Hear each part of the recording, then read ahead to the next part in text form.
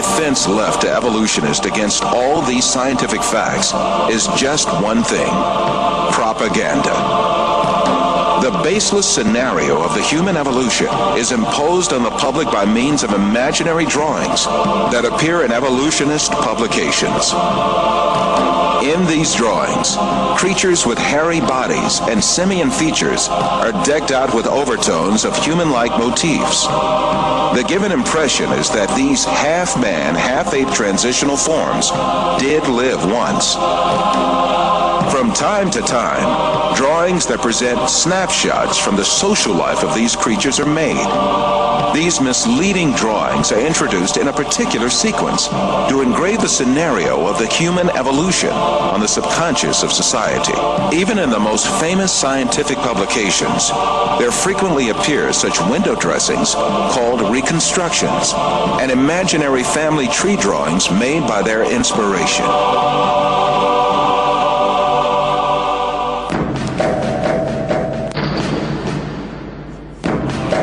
The imaginative power of evolutionists is not limited to fictional drawings and models. They go even further and shoot movies in which imaginary half-man, half-ape creatures act. However, all of these are pure deception. The only evidence at hand is generally nothing more than a few skull fragments or a tibia.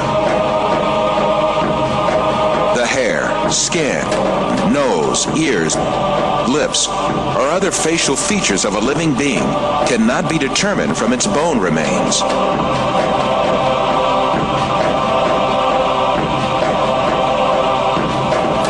Evolutionists shape these soft tissues, which leave no trace in the fossil, to suit the purposes of their theory, and produce imaginary reconstructions in their workshops.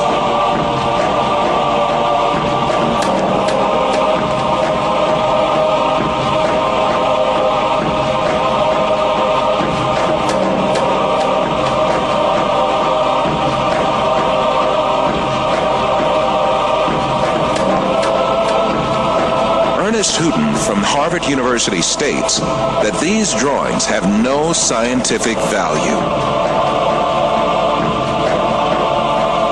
You can, with equal facility, model on a Neanderthaloid skull the features of a chimpanzee or the lineaments of a philosopher.